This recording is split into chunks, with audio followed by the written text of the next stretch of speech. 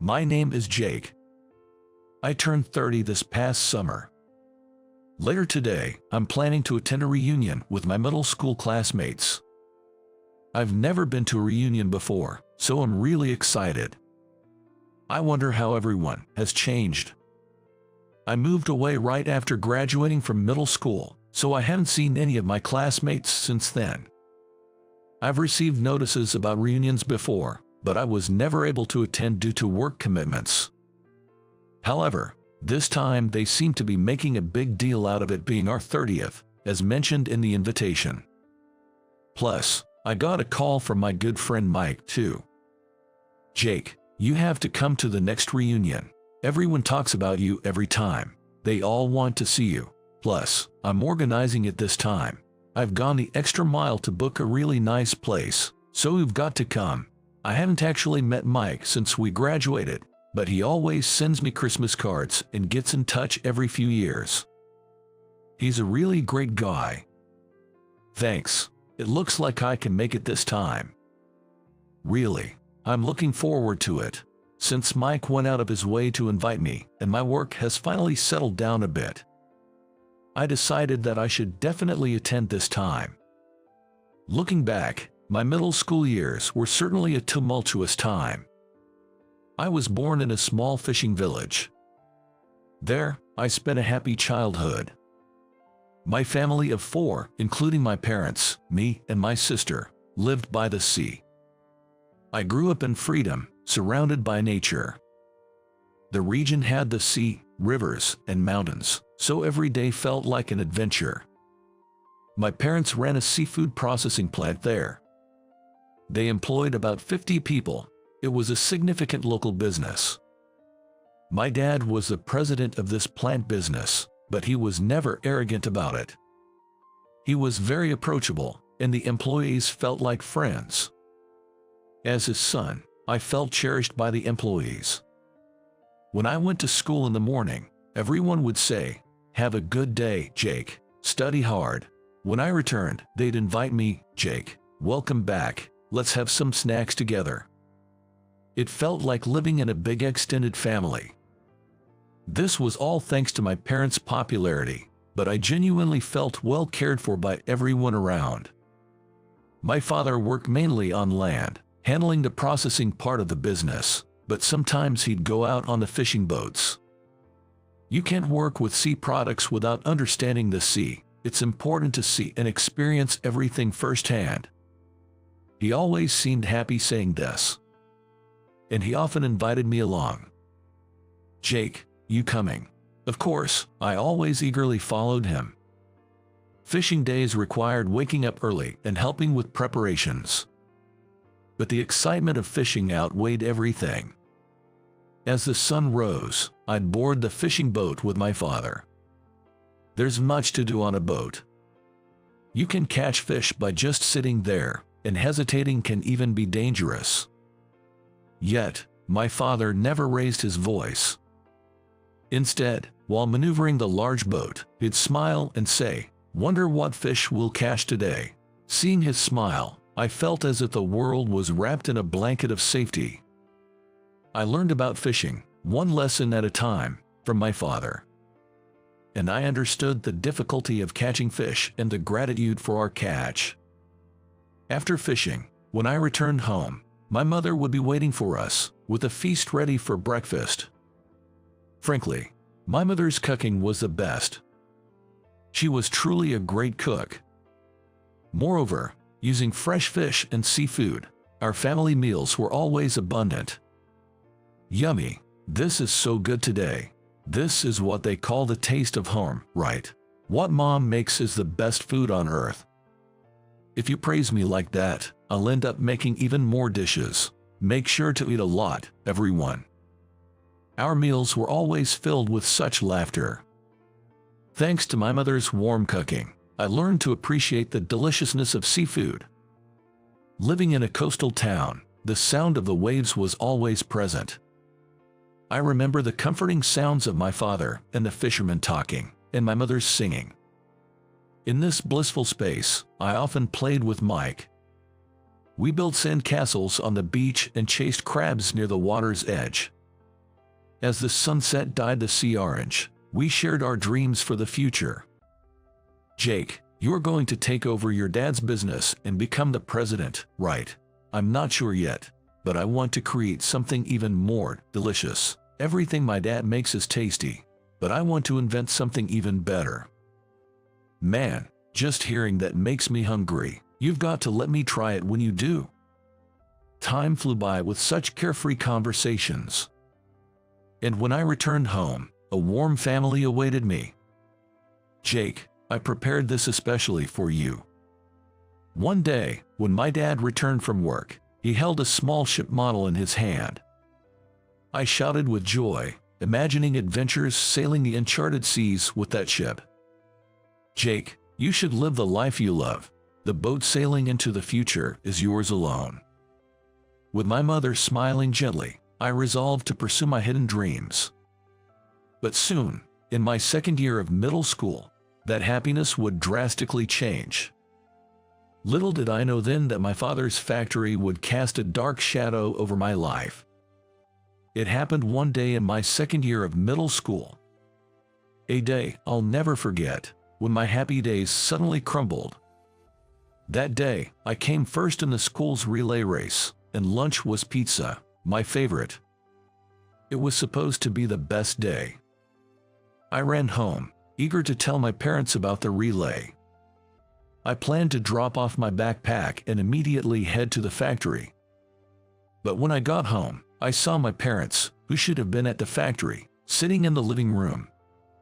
Huh? Why aren't you at the factory today? Well, it doesn't matter. Actually, today as I started to speak energetically, I noticed my parents looked different. Their expressions were clouded. Yet, my mother tried to smile bravely. But her eyes betrayed a sadness, as if she was carrying a heavy burden. My father let out a deep sigh, and his gaze towards me was heavy with apology. Jake, there's something I need to tell you. Confused but sensing something was wrong from my parents' demeanor, I listened. The thing is, our factory, my father began to explain, bit by bit. A relative who managed a factory faced financial difficulties and accumulated a huge debt. This relative had to leave, and the debt fell on our family. I'm sorry, Jake. I never wanted you to suffer like this. My mother's words hit me with surprise and a sense of injustice, even as a child. Taking on the relative's debt meant our happy days were abruptly taken away, a harsh reality. 3 months later, the factory was closed. The warm times by the sea instantly turned cold. My parents were busy finding new jobs for the employees and arranging funds to pay their salaries till the end. The debt engulfed my father's smile, my mother's singing, and our family's laughter in a cloud of gloom. In truth, I had always dreamed of becoming a top-notch businessman.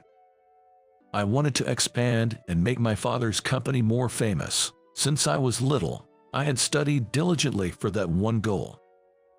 I had hoped to take over the factory and bring new possibilities to our local fishing village. However, the factory's closure and the relative's debt derailed my plans for further education. Not only was my dream of university fading, but even attending high school seemed out of reach. I needed to work to help repay the debt. Suddenly, the reality of having to work instead of studying stood in my way. Even though we lived in a rural area, none of my middle school friends had to start working right after graduation. Everyone was moving on to their desired high schools. In this context, the reality of being the only one to work right after middle school was hard to bear. Jake, is it true you're not going to high school? Yeah, I think that's what's going to happen. I want at least my sister to be able to go to high school. I'll work. I see. I thought we could hang out in high school too, but I guess you have no choice. Stay strong, man.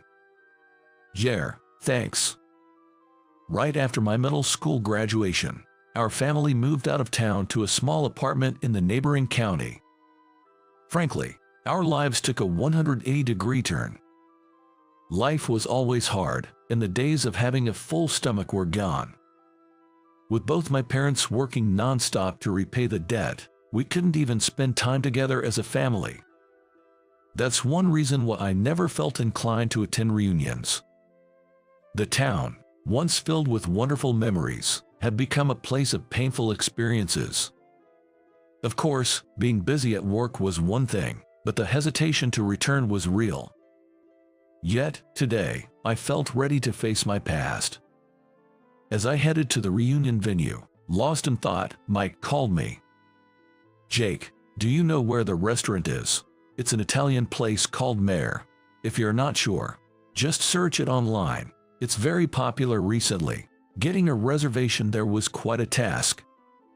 "Yeah, I know where it is. I may be a bit late, but I'll definitely be there." "Great, we'll be waiting. Almost everyone's coming today. They're all excited to see you, wondering how you've changed. You were quite the popular guy among us, after all." "Hey, no need to put that kind of pressure on me." Standing there, I looked at its exterior. It reminded me of a place I saw long ago. That night, I was wandering aimlessly through the town streets alone. In the new place we moved to after middle school, I knew no one. My parents were always at work, hardly ever home. Having grown up in a big family-like environment with the factory employees, those days were unbearably lonely for me. Moreover, months after graduating, I still hadn't found a job. Even in the countryside, there were hardly any job opportunities for a middle school graduate. Unable to find work and unsure of what to do, I spent my days aimlessly. It happened on a particularly lonely night. My parents hadn't returned from work, and my sister was staying at our grandmother's. As I walked through the town at night, just then, I smelled a delicious scent. Drawn by the smell, I opened the door of a restaurant and was greeted by a warm light and the delicious scent of food. "Welcome," a cheerful voice called from the back, and I turned around. I saw a kind-looking middle-aged man. He welcomed me with a bright smile, and I felt a comfort I had never experienced before. "Alone, huh? Did the smell of food bring you in?" The man who spoke to me with a kind smile was Ronald, the restaurant's owner. "No, I didn't come to eat. I'm looking for a job. Work. Well, anyway, are you hungry? I'll make something for you. Just have a seat over there," Ronald said and disappeared into the kitchen, quickly preparing something. Soon, he came out with a large plate, handed me a fork, and said, "Here, eat up." What he made for me was aqua pazza. The simple yet flavorful dish, highlighting the taste of fish, amazed me from the first bite. Moreover, since moving to this town, I rarely had the chance to eat a warm meal. My mother, who worked nights, would leave food, but it was always cold by the time I ate. The piping hot dish, with its pronounced garlic flavor, captivated me instantly. As I eagerly devoured the aqua pazza, Ronald smiled and said, "You're looking for a job, right? How about working here? We're short-staffed at the moment." He extended a friendly smile and offered his hand.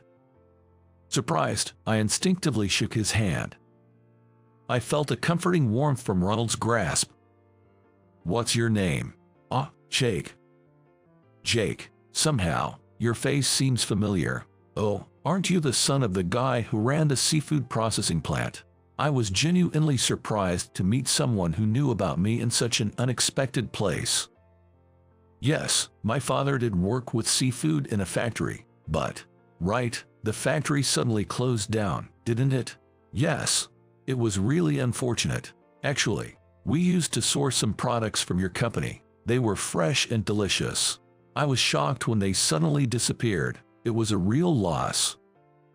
I hesitantly shared my past and present circumstances with Ronald. I told him everything, about giving up my dream of further studies to work right after middle school, the factory closure, and the relatives' debt issue. Ronald listened intently to my story, his face filled with sympathy and understanding. "So, you decided to work instead of going to high school. That's not an easy decision. You're really commendable." For the first time, I felt like someone else understood my situation, and it eased my loneliness. Ronald's words lit a new hope in my heart. "You're not just looking for any job, are you? You have a dream, right?" Ronald asked, and I nodded honestly. I shared my passions and hopes for the future, which I had kept to myself until then. Ronald listened with a deeply moved expression and then made a surprising suggestion. "Why don't you work here? You can also learn about restaurant management. I might be able to help you achieve your dream." His words filled me with excitement and gratitude. Ronald's kindness and understanding were a lifeline for me. That day, I finally found a job. I decided to work hard in the restaurant while steadily moving towards my dream. Standing in front of the reunion venue, I reminisced about that fateful day. After a moment of reflection, I opened the door to the restaurant. As soon as I did, I was greeted by a gathering of familiar faces. It almost felt like an illusion, as if I had been transported back to my middle school days. "Hey, Jake, finally, you're here. We've been waiting for you." Mike's voice drew everyone's attention to me. As they turned around, one after another approached me with smiles. "Jake, long time no see. How have you been?" "Jake, you haven't changed a bit, just like in middle school." Familiar faces gathered around, greeting me warmly. My heart swelled with happiness. "I'm really glad I came here today," I said sincerely. However, amidst the crowd, one man was glaring at me with evident displeasure. He was occasionally clicking his tongue. It was Tom. He was someone I've known since elementary school who, for some reason, had always seen me as a rival. Probably it was because I had slightly better grades than him. Tom had been attending tutoring since elementary school, rare for a rural kid. He was probably frustrated that he couldn't beat me in test scores. More than a decade later, his hostility towards me was still apparent. Tom looked at me coldly and deliberately spoke loud enough for everyone to hear. "Look, Jake is here. Isn't he a middle school dropout? It's surprising he has the nerve to show up at a reunion like this," Tom said loudly, making sure everyone could hear him as he pointed at me. The crowd momentarily showed expressions of surprise, but some sneered upon hearing Tom's words. "Hey, Jake, what's it like being a dropout? I can imagine not going to high school or college. I mean, I graduated from a prestigious private university and work at a top bank, so it's hard to relate to a dropout's life. Our worlds are just so different."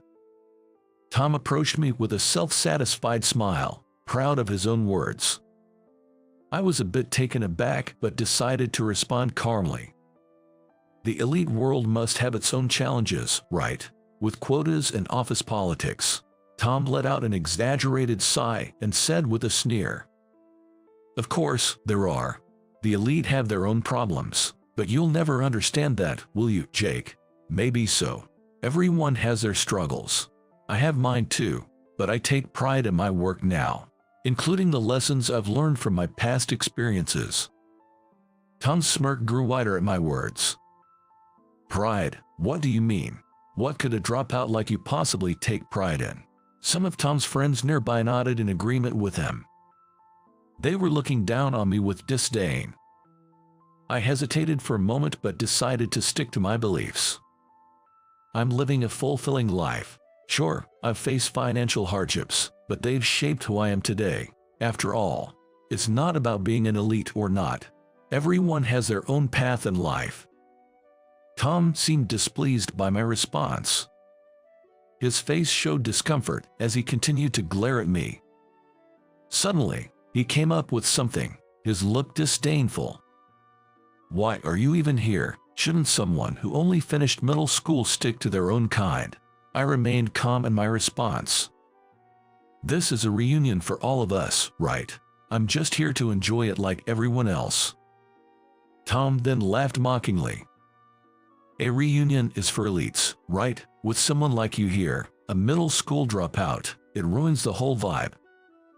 He exaggerated his laughter, looking down on me and signaling to those around us. The group returned his smile, seemingly following his lead. Why do you look down on me so much, Tom? Even if I were an elite, I wouldn't want to be someone who looks down on others like you do.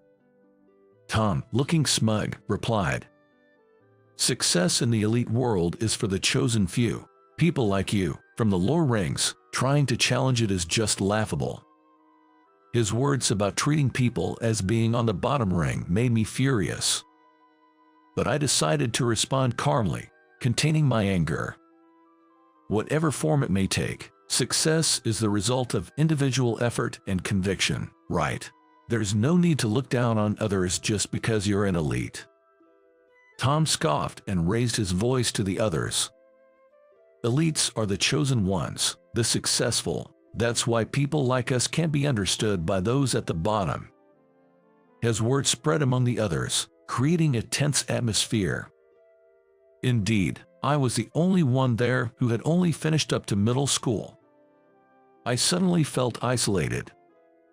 But I was determined not to lose my pride. I chose to remain silent. This strategy seemed to work.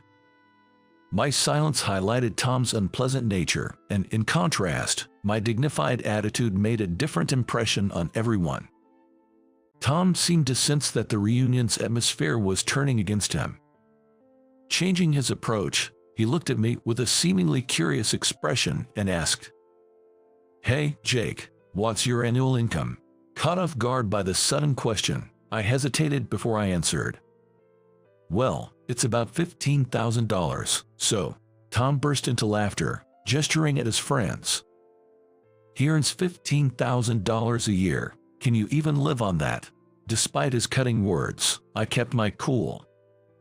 I'm not struggling to live, and money isn't the only measure of a person. Skill and money don't always correlate, do they? Tom dismissed my words with a sneer. If we're talking about skill, my income must be several times yours, right? That's the difference between a dropout and an elite. The mood of the reunion soured to Tom. His arrogance caused discomfort among the others. Their expressions grew tense.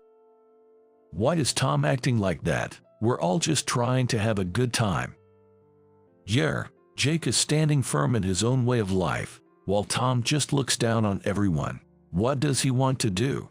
My friends felt the awkwardness but tried to ease the atmosphere. I moved away from Tom, joining Mike and others. Sorry about that. It seems like I ruined the mood. Why are you apologizing, Jake? It's Tom who's being ridiculous. Don't you have something to say back to him? It's okay. I don't want to make things worse. Despite the uneasy air, I tried to enjoy the conversations with my friends. However, Tom persisted in following me around.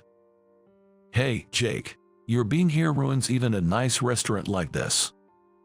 His harsh words made our friends uncomfortable. Tom, can't you be normal for once? Reunions are supposed to be fun, right? Being normal is for average people like you guys. I'm an elite, remember. No matter if you're elite or not, looking down on others is just wrong. Yet Tom continued, smugly looking down on me with a smirk. I could see my friends were feeling uneasy, but I wanted to preserve the pleasant time I had with them. However, every time Tom spoke, the reunion atmosphere worsened. The warmth of friendship and happy memories seemed to fade because of his attitude. Then, I noticed something odd about Tom's behavior. He seemed overly conscious of something. Watching him closely, it became apparent that Tom was trying to show off his elite status whenever the beautiful catering manager of the restaurant appeared. This place is so popular, it's hard to get a reservation. I got us in today using my name. That's the privilege of being an elite.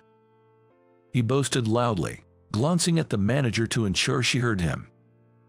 She smiled politely but appeared to be just tolerating his behavior. Eventually, Tom grabbed her shoulder, trying to force her attention on him. You know, talking to an elite like me could be beneficial for you. The manager, maintaining her professional smile, gently removed his hand, but Tom persisted. This atmosphere's getting unpleasant. Tom is overdoing it with his elite act, don't you think? Yeah, and wasn't it Mike who actually made the reservation for this place? Tom didn't do anything. I listened to their conversation while keeping an eye on Tom. Eventually, I saw him speaking loudly into the manager's ear. Let's meet outside sometime. I know a lot of great places around here. Being an elite banker, I often use them for entertaining. If you dine with me, I might choose this place for my next business dinner. The manager, still smiling, deftly avoided his advances. Thank you. The best places are where everyone can enjoy and smile, regardless of their status. Tom kept pushing his elite status, clearly causing discomfort among us. As the atmosphere of the reunion grew tense, I decided to leave early. Sorry about that, Jake. I didn't mean to make you feel bad. It's not your fault, Mike, but I was really happy to see everyone after such a long time. Thanks. Just as I was about to leave the restaurant, the general manager, John, appeared from the back. Oh, Jake, are you leaving already? Yeah, I just don't feel comfortable here. Everyone was stunned to see me chatting normally with John. John continued talking, remaining unfazed. Ah, that's the guy who was scolded by his boss here before, right? I'm surprised he has the nerve to show his face here again. John then glanced at Tom and deliberately addressed me. Jake, your bill is on the house. On the house, but I thought today's fees were already pretty low. At that point, Mike, coming back to his senses from the surprising turn of events, asked with a shocked expression. What, Jake, you know the general manager of this place? John proudly responded. Yes, Jake is the owner of this restaurant. That's why we were able to squeeze in a reservation for this reunion. It's because we're an acquaintance of the owner. The owner? The whole room buzzed at that revelation. That's why I didn't want to say it. Sorry for keeping quiet, Mike, but since you found and booked this place, it was hard to bring it up. No, wait, you being the owner is amazing. I had stumbled upon an Italian restaurant back then and was given the opportunity to work there, learning about service and cooking. At the same time, Ronald taught me the basics of business. I couldn't continue formal education, but he provided me with many opportunities to learn about society. He took me to various restaurants, business seminars, and even overseas inspections. He was quite a business person himself, having established around 10 branches and still thriving. Thanks to his training, I learned the ropes of business and became independent 3 years ago. Now, as an owner of about 5 restaurants, I'm managing them thanks to what I learned from him. A high school dropout as an owner, Tom still couldn't believe what he heard.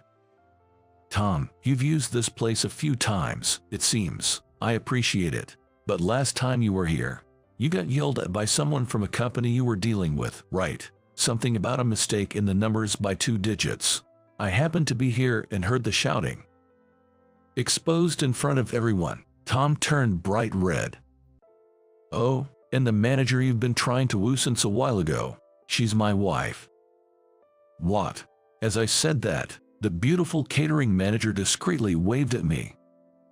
But earlier, you said your annual income was just $15,000. Tom shouted desperately. Seeing this, I slowly shook my head and answered.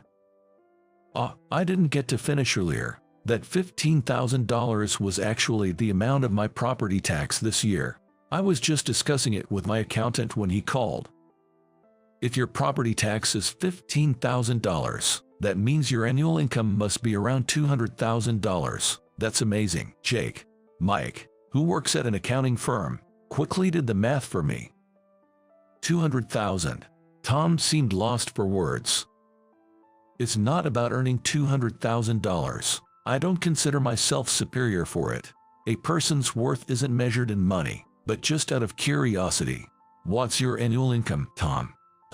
This is exactly what they mean by being left speechless. Tom, visibly frustrated and turning red, stomped his feet. I am an elite.